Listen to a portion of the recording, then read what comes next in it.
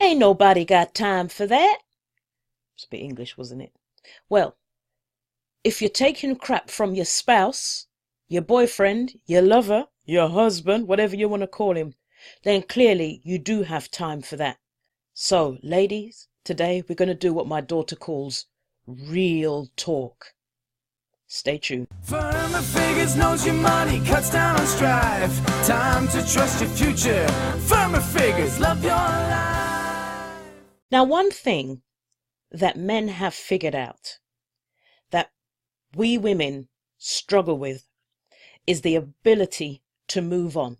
Have you ever broken up with a guy and you're there brooding, eating ice cream out the tub, binging on donuts and all the other things that we women do? We cut our hair, and then you look around waiting to see or waiting to hear the phone ring, see the door open, and that man walk back into your life only to find out that he's moved on. You see, the very thing that we complain about men in relationships, the idea that they don't really tap into you emotionally, that the first thing they do when you have a problem is to try and fix it. They see everything as something to be departmentalized and dealt with, almost in a work-like fashion. Yes, I'm generalizing, get used to it. But that very thing that we complain about is the very trait that helps them to get over you and to move on. Now, you know how it is. When your man's in love with you, you are the only woman for him. You're going to be the mother of his children, or you're the mother of his children, and nobody's going to mess with you because he loves you and he's your man and all of that. And then a few months after you've broken up, little Kitty that's come by is the woman of his dreams, mother of his children, and he's her man. And you're thinking, how the hell? All it takes is for a song to come on the radio and you're taken back to the time when you and he were so happy. He has got a new song with a new woman. Well, what I'm here to say to you is learn from that man. But it doesn't mean that you're leaving. It just means that you're learning to deal with being yourself within your relationship better than you are if you are constantly stressed and feeling that you are being ever so slightly controlled by the relationship you're in. In fairness, that isn't necessarily down to the man. A lot of that is you. We tend to take our lead from what's going on internally. We'll say it's someone else. In this case, our spouse, our husband, our lover.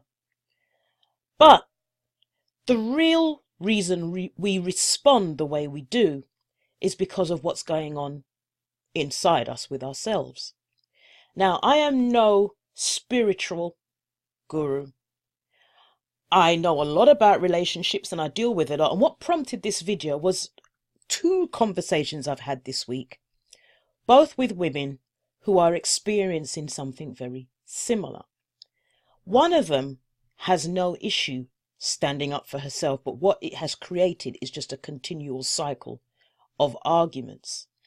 And though she sticks up for herself, in reality she's not really, because she's never actually dealing or confronting the thing, the elephant in the room, as we like to say, that is actually causing them problems. The second lady, she's actually quite a young girl. It's worrying that, well, girls so young are already in that cynical state that a lot of us get to as we get older and a little bit more jaded about love. Anywho, her situation is she just doesn't speak up for herself and she drops little hints, and she's found what she does is she moans a lot about her relationship, been there, and it's what you do when you feel you don't have a voice with that person. So you hope somewhere you'll get backup, which will probably spur you on to either have the courage to speak for yourself or other people to back you up if you ever have to confront your other half. Now, before I get to the practicalities of how you deal with that in a summary, I'm going to tell you a little story about the emotional side, because you've got to make that decision before you get practical.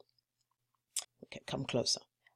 I had a guy who was very sensitive, extremely emotional, took things personally, tried not to, very warm, very kind, very loving. But no matter how much their head said, I'm not going to take this personally, they always did. It's the alcoholic that says, I'm never going to drink. But the reality is sometimes they're going to have to walk past a bar. And then what happens? So it's not always a case of being able to avoid. And in this case, this is life. And what would happen is they would respond in a way you'd find yourself saying, and what cemented it for me, where I knew I wasn't going crazy, were that other people would come to the same conclusion. But me being the fixer that I am, I want to jump in there and help them and fix them and make them better and make them happy. And what you realize is that there's a time when, or after a period of time, you realize that you can't really do that. So one day, I just, and this literally was a day, just decided the next time I have to deal with that, I'm not going to. And it could be, what was really annoying, it could be something, I don't know. Have you ever had a scenario where you've been getting on with your day and then you meet up with somebody, or somebody in your family comes home and they've had a really bad day, and before you know it, your day is now ruined because you've now had to have a conversation with them and they're in a place mentally and emotionally caused by their day, and now you're wearing it.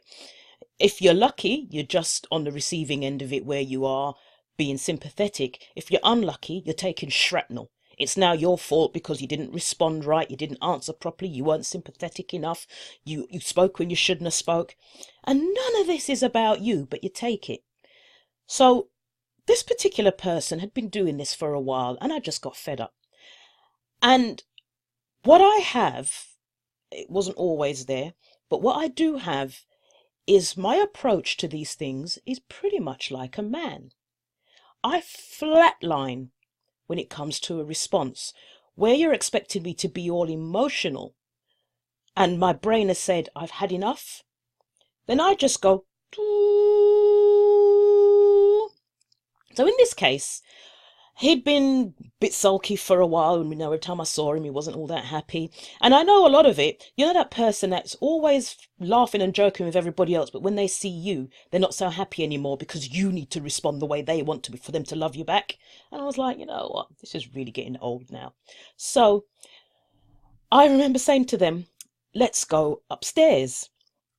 And they'd come around and they were like, oh, stupid person. If you're not particularly loving or warm to a woman and she says come upstairs, it ain't for that, dumbass. Anyway, that's what happened. Why I said come upstairs was I was hoping to have a conversation where I would express myself, or we could come to some sort of understanding and move on. But I wanted to do it in a warm, cozy environment. Anyway, this plonker thinks we're going to go and, yeah. Fast forward, he works out that that's not what's going to happen.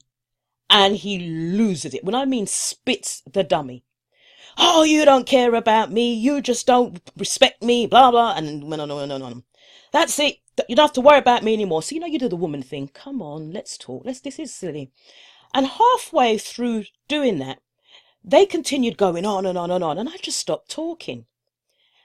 And then they decided that they were going, that's it. They're done. We're done, I took it as that we were done, we're finished. To be honest with you, I can't remember if that's what they said, but I'm sure it is because they didn't stay. And I remember getting up the next day and telling people it was over. And also being really annoyed that they had stuff in the house. And I'm thinking, oh gosh, you should have taken your shit with you. Anyway, the same evening after that blow up, I went to bed and I picked up a book. Goes how far back, I don't think it was even a Kindle, it was a book then. I picked up a book and I started to read. Not that reading when it's, it's upside down and it's the wrong way around. Proper reading, engrossed in this book. Mentally, I'd moved on. Now, come on, I'm not saying that I wasn't feeling it or I wasn't hurt.